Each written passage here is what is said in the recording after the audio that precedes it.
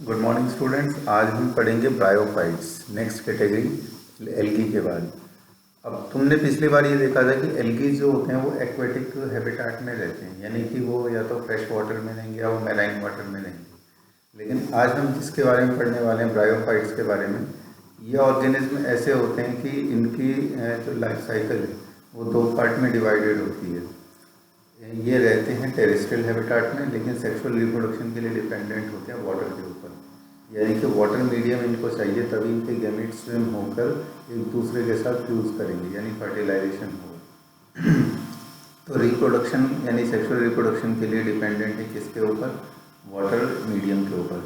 तो जहाँ पर वाटर एबंडेंस में होगा, यानी कि इतना होगा कि इनके गैमेट्स एक दूसरे से फ्यूज कर जाए, वहीं पर ब्रायोफाइट्स पाए जाते हैं। इसी वजह से ब्रायोफाइट्स को कहते हैं amphibians of plant kingdom. Amphibians of plant kingdom, इसका मतलब क्या हुआ कि उनकी लाइफ साइकिल के लिए दोनों तरह के हैबिटाट जरूरी हैं। उनको टेरेस्ट्रियल हैबिटाट भी चाहिए जिस पर कि वो ग्रो कर सकें सॉइल में, और उनको एक्वेटिक कंडीशंस भी चाहिए ताकि उनके गैमेट स्विम करके एक दूसरे के साथ फ्यूज कर सकें। अब एक और इम्पॉर्टेंट बात, इस वजह से क्या होता है कि इनकी जो एबंडेंस होती है वो लिमिटेड हो जाती है, यानी कि वो सर्टेन जगहों पर ही पाए जाते हैं, हर जगह पर ये नहीं मिलेंगे। तो सेकेंड बात है इनकी लिमिटेड एबंडेंस।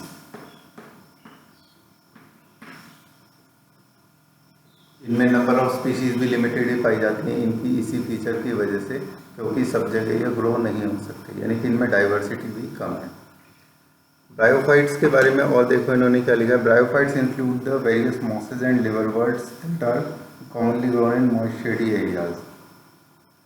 इसके बाद नेक्स्ट क्या लिखा है नेक्स्ट पैराग्राफ में, they usually occur in damp, humid and shaded localities, play important role in plant succession on bare rock soil. इसका मतलब ये है किसी भी रॉकी सरफेस पर या प्लांट पर सबसे पहले उगने वाले प्लांट्स में से एक यही होते हैं। सबसे पहले लाइकेन उगती है। लाइकेन उस रॉक के सरफेस को थोड़ा सॉलिडिफाई यानी लूजन अप करती है ताकि थोड़ी सॉइल बन जाए। अब जो थोड़ी सी सॉइल बनी है उसके ऊपर फिर आगे नेक्स्ट स्टेज पर ग्रो होंगे ब्रायोफाइट्स। ब्रायोफाइट्स ब्रायोफाइट्स को हम देखकर कैसे पहचान सकते हैं? ये जो ग्रीन कलर की मॉस उगती है नमी वाली जगह पर, जिसे हिंदी में काई कहते हैं, ये असल में ब्रायोफाइट है। तो इस तरह से, और वो शेडी एंड डैम्प प्लेसेस में ही उगती है, मॉइस्चर वाले एरिया में, तो ये उसी का एग्जाम्पल है। नेक्स्ट लाइन में देखो क्या लिखा है, plant body of bryophyte is more differentiated than that of algae, यानी डिफ्रेंशिएशन लेवल यहाँ पर हायर है। मोर डिफ्रेंशिएशन यानी कि पहले कैसा था? पहले सेल लेवल का डिफ्रेंशिएशन था, ठीक है, अब यहाँ पर उससे ज़्यादा लेवल का डिफ्रेंशिएशन है। It is thallus like and prostrate और इरेक्ट। प्रोस्टेट का मतलब होता है कि अगर ये सॉइल का सरफेस है तो इस पर वो इस डायरेक्शन में ग्रो करता है, इसे प्रोस्टेट कहते हैं, यानी कि मिट्टी के साथ लग के। और अगर इस तरह से ग्रो करता है तो उसे इरेक्ट कहते हैं। ये दोनों में अंतर है। तो इनका जो थैलस है प्रोस्टेट और इरेक्ट दोनों तरह का हो सकता है। सबस्ट्रेटम से अटैच्ड है यूनिसेलुलर और मल्टीसेलुलर राइजोइड्स के रूप में, यानी कि ट्रू रूट्स अभी भी यहाँ नहीं मिलेंगी। अभी भी यहाँ क्या है? लीफ, स्टेम और रूट लाइक स्ट्रक्चर्स हैं।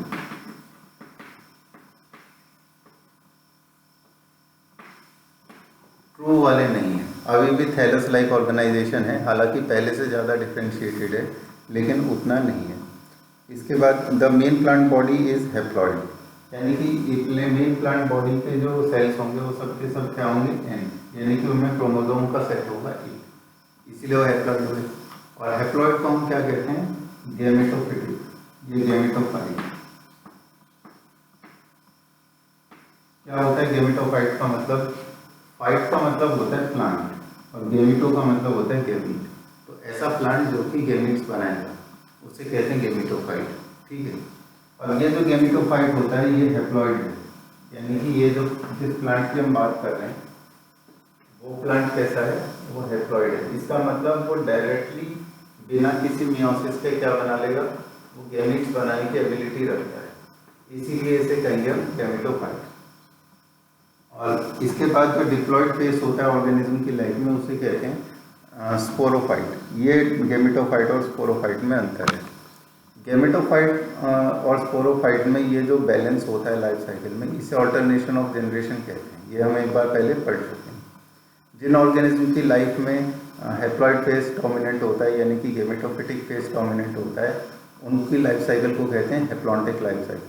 और जिनमें डिप्लॉयड फेस यानी कि स्पोरोफिटिक फेस डोमिनेंट होता है उनको कहते हैं डिप्लॉन्टिक लाइफ साइकिल। ये दोनों में डिफरेंस है।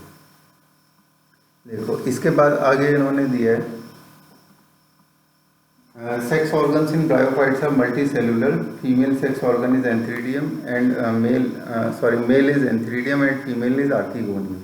फिगर 3.2 देखो, 3.2 में ए और बी वाली जो फिगर है इसमें मार्केंशिया का एग्जांपल दिया है। मार्केंशिया में दो अलग अलग तरह के थैलस पाए जाते हैं। पहला वाला जो थैलस है इस पर देखो इन्होंने लिखा है आर्कीगोनियोफोर। इस रिप्रोडक्टिव स्ट्रक्चर को जो कि यहाँ बना हुआ है, ये तो हो गया थैलस है ना, जो कि प्रोस्टेट तरह से ग्रो हो रहा है। इसके बाद इसमें वर्टिकल यानी इरेक्ट फॉर्म में क्या हो रहा है, ये रिप्रोडक्टिव ऑर्गन। इस रिप्रोडक्टिव ऑर्गन को क्या नाम देते हैं, आर्कीगोनियम या फिर एंथ्रीडियम। पहले वाले केस में ये आर्कीगोनियम है। आर्कीगोनियम में ये वो जो ज्वाइन करता है आर्कीगोनियम को इस सरफेस से और थैलस के सरफेस से, इसे आर्कीगोनियोफोर कहते हैं। आर्कीगोनियोफोर, ठीक है, स्पेलिंग तुम लोगों की बुक में भी लिखी है, आर्कीगोनियोफोर कहते हैं इसके। आर्कीगोनियम एक फीमेल सेक्स ऑर्गन है, इसके लिए इसके अंदर फीमेल गैमेट्स यानी कि एग प्रोड्यूस होंगे। एक के अंदर एक एग प्रोड्यूस होगा, लेकिन फीमेल वाला जो स्ट्रक्चर है जो कि बी में लिखा है, यहाँ पर ये क्या बना है, एंथ्रीडियोफोर, और इस रिप्रोडक्टिव ऑर्गन को कहते हैं एंथ्रीडियम। इसके अंदर डेवलप होने वाले जो गैमेट्स हैं उनको हम क्या कहेंगे, इनको कहेंगे मेल गैमेट्स, है ना। और इन मेल गैमेट्स की संख्या होती है एक से ज़्यादा। तो ये भी एक डिफरेंस है मेल और फीमेल स्ट्रक्चर्स में। इस स्ट्रक्चर में एक चीज़ और दी हुई है, उसका नाम है जीमा कप।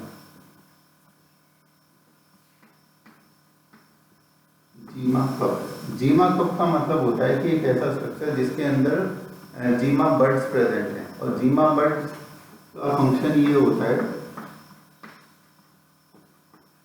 ये वेजिटेटिव प्रोपेगेशन करने के काम आते हैं, यानी कि एसेक्सुअल रिप्रोडक्शन के लिए मौजूद स्ट्रक्चर्स हैं।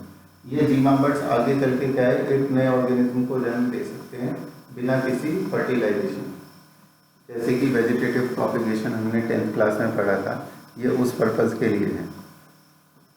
देखो इसके बाद आगे लाइन में लिखा है antherozoids are released into water where they come in contact with archegonium.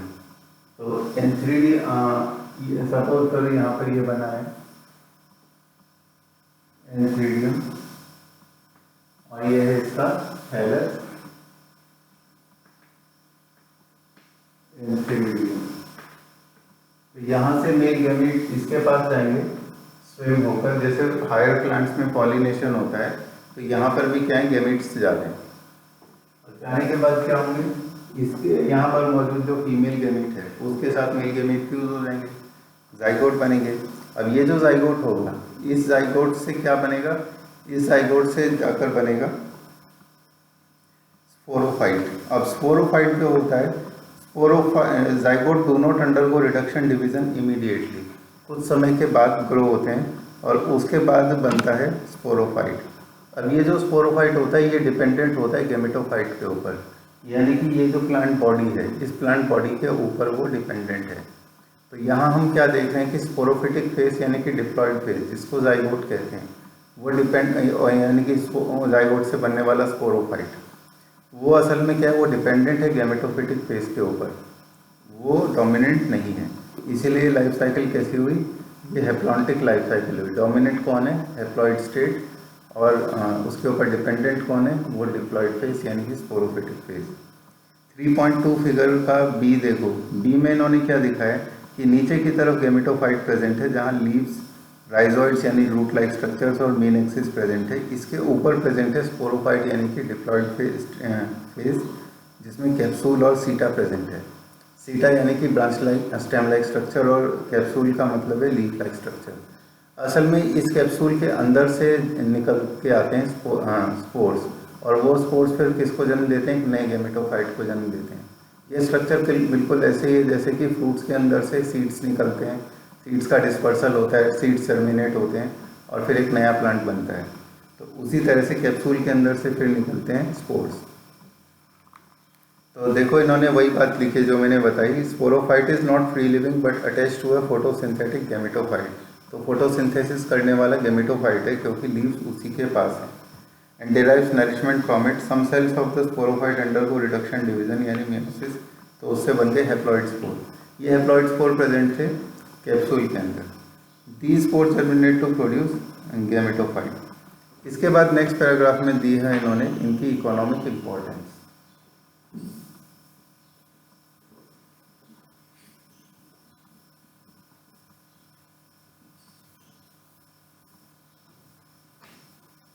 अब आती है इकोनॉमिक इम्पोर्टेंस।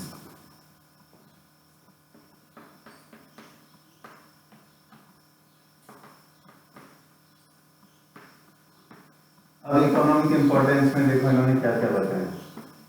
अब चूंकि ये ज़्यादा तो पाए नहीं जाते तो इसलिए इनकी इकोनॉमिक इम्पोर्टेंस भी कम है, लेकिन कुछ इम्पोर्टेंट हैं। जैसे कि सबसे पहली लाइन में दिया है कि ये हर्बेशियस प्लांट के लिए, हर्बेशियस जो ऑर्गेनिज्म हैं इनके लिए फूड का काम करते हैं। तो यानी कि ये फीडिंग के पर्पज इनका है, फीडिंग के काम आते हैं। बर्ड्स और एनिमल्स भी इनको खाते हैं। स्फेग्नम, स्फेग्नम से हमें मिलता है पीट। पीट एक टाइप का कोल होता है, ठीक है, कोल की एक वैरायटी है पीट, उस स्फेग्नम नाम के मॉस से मिलती है। इसके अलावा ये पैकिंग मटेरियल के लिए भी यूज होते हैं। पैकिंग मटेरियल जैसे हम गत्ता और थर्मोकोल यूज करते हैं ताकि पैकिंग के लिए, ताकि प्रेशर ना लगे उस चीज़ पर जिसको हम पैक कर रहे हैं। उसी तरह से कुछ ऐसी चीज़ जिनमें मॉइस्चर मेंटेन करना है और प्रेशर से उन्हें बचाना है, उनकी पैकिंग के लिए भी इनको यूज़ किया जा सकता है। इसके बाद आती है they are the first coloniser. जैसा कि अभी हमने पढ़ा भी था कि ये क्या करते हैं, सॉइल फॉर्मेशन में हेल्प करते हैं जब सबसे पहले किसी सरफेस पर प्लांट्स उगना शुरू होते हैं। तो इसीलिए इन्हें फर्स्ट कॉलोनाइजर या फिर पायनियर्स भी कहा जाता है। पायनियर। इसके बाद आगे दिया इन्होंने they form dense mats on the soil, reduce the impact of falling rain and prevent soil erosion. तो अगला फंक्शन है प्रिवेंट सॉइल इरोजन। इस तरह से जमीन पर जो बूंदें गिर रही हैं उसकी वर्षा की, उनको क्या करें, डायरेक्ट इम्पैक्ट होने से बचाते हैं सॉइल से, और ज़मीन पर क्या बनाते देते हैं, कवर, ताकि वो टकराने ना पाए मिट्टी से। अब हम दो कैटेगरीज पढ़ेंगे, लिवरवर्ट्स और मॉसेस। ये दोनों किसकी कैटेगरीज हैं, ब्रायोफाइट्स की। पहली कैटेगरी, अब इनके बारे में देखो क्या क्या लिखा है लिवरवर्ट्स के बारे में।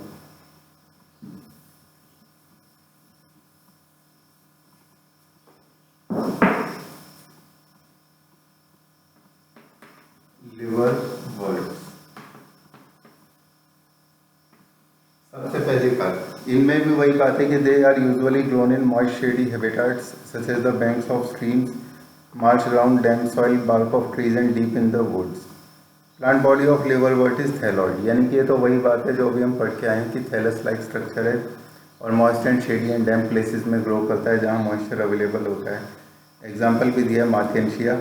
Thallus is dorsiventral. Dorsiventral का मतलब होता है कि उस प्लांट जो है वो इस तरह से ग्रो हो रहा है सरफेस के अलोंग, यानी सरफेस से चिपक के।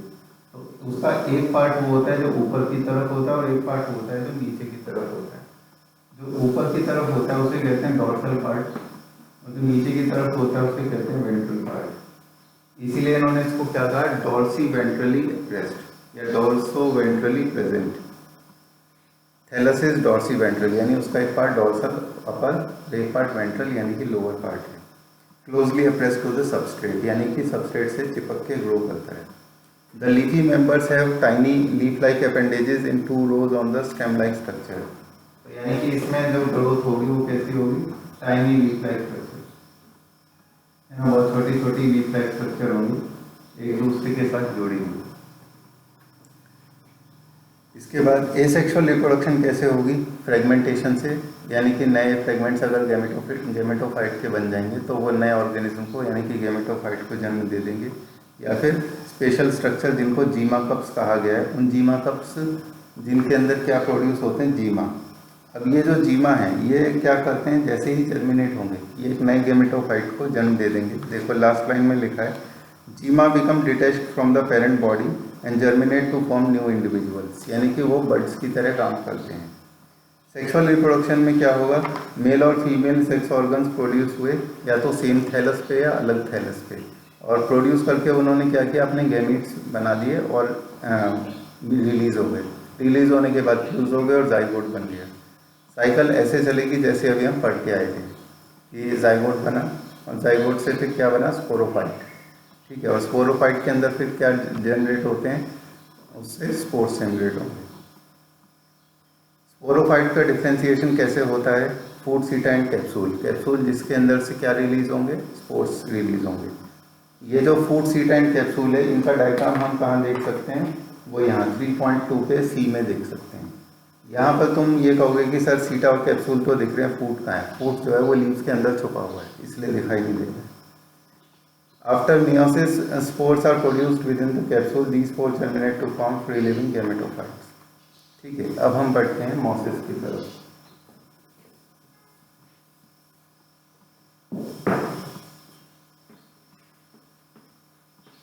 मोसिस जो होती हैं ये लिवर बर्ड से इस तरह से अलग है कि इनका जो स्पोरोफिटिक फेस है वो ज़्यादा इलेबोरेट यानी कि ज़्यादा एडवांस्ड है as compared to liverwort. इनके लिए क्या लिखा है, predominant stage of life cycle of mosses gametophyte, यानी कि यहाँ पर भी डोमिनेंट फेज क्या है, gametophyte, gametophyte dominant, gametophyte dominant. इस गैमेटोफाइट की दो स्टेज हैं, पहली प्रोटोनीमा स्टेज है। प्रोटोनीमा स्टेज वो होती है जो कि इस तरह से ग्रो करती है, और दूसरी जो लीफी स्टेज होती है वो इस तरह से ग्रो करती है, यानी कि एक हॉरिजॉन्टली ग्रो करेगी और एक वर्टिकली ग्रो करेगी। वर्टिकल वाले को लीफी स्टेज कहते हैं और प्रोटोनीमा वो होती है जो कि हॉरिजॉन्टली ग्रो करती है, वेजिटेटिवली ग्रो करती है, यानी कि जब स्पोर अभी अभी जर्मिनेट हुआ है उसके अंदर से लीव्स निकली हैं तो उस स्ट्रक्चर को क्या कहते हैं, उसको प्रोटोनीमा स्टेज कहते हैं, जो स्पोर के जर्मिनेट होने के एकदम बाद है। इन्होंने क्या लिखा, it is a creeping green branch and frequently filamentous stage. Second stage है लीफी स्टेज। अब जो लीफी स्टेज है उसकी एक और विशेषता है, it consist of upright slender axes, यानी कि इनका जो एक्सेस होते हैं अपराइट होता है, स्लेंडर होता है, यानी कि बहुत ही पतला और थिन होता है। Bearing spirally arrange leaves, leaves किस तरह से अरेंज होती हैं, इस तरह से स्पाइरली प्रेजेंट होती है, spirally leaves are present. They are attached to the soil through multicellular and branch rhizoids. अब देखो यहाँ जो पहला डिफरेंस आया कि जो राइजोइड्स होते हैं वो कैसे होते हैं, ब्रांच होते हैं और मल्टीसेलुलर होते हैं। वहाँ कैसे थे, वहाँ यूनिसेलुलर थे लिवर बर्ड्स के केस में। इस स्टेज में अच्छा, और ये जो लीफी स्टेज होती है इसमें सेक्स ऑर्गन्स भी प्रेजेंट है। तो सेकेंड स्टेज में यानी कि लीफी स्टेज में सेक्स ऑर्गन्स फॉर्म होते हैं। सेक्स ऑर्गन्स जिनको हम क्या कहते हैं, एंथीडियम एंड आर्किगोनियम। इसके बाद आता है रिप्रोडक्शन कैसे होता है। वेजिटेटिव रिप्रोडक्शन वैसे ही होगा जैसे हम देख रहे थे कि बडिंग यानी कि जीमा कप्स के थ्रू, या फिर फ्रेगमेंटेशन यानी कि अलग अलग फ्रेगमेंट्स में ब्रेक हो जाएगा। सेक्सुअल रिप्रोडक्शन में एंथ्रीडिया और आर्किगोनिया क्या बनाएंगे, male and female sex organs बनाएंगे। उसके बाद उनका गैमेट्स का फ्यूजन होगा, जाइगोट बनेगा, फिर फर्दर स्पोर बनेगा, है ना। स्पोर्स का डिस्पर्सल होगा कैप्सूल से और उससे फिर क्या बन जाएगा, उससे फिर नया गैमेटोफाइट बन जाएगा।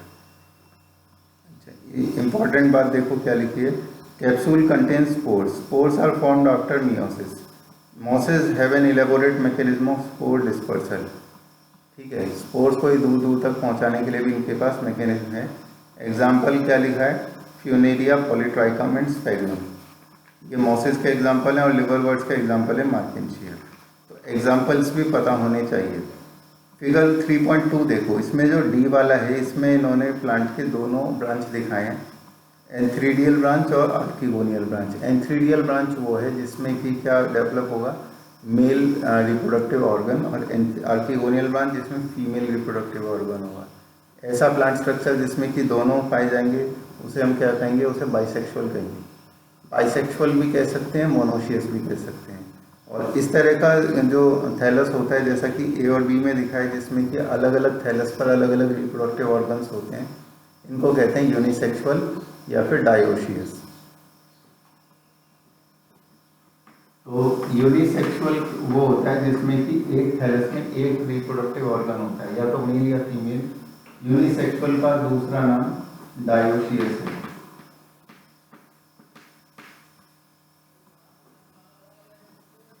बाइसेक्सुअल वो होता है जिसमें कि दोनों रिप्रोडक्टिव ऑर्गन्स एक ही थैलस में प्रेजेंट होते हैं, उसको मोनोशियस भी कहते हैं। ठीक है, इसके बाद जो टेरिडोफाइट्स हैं इनको हम करेंगे कल। Thank you.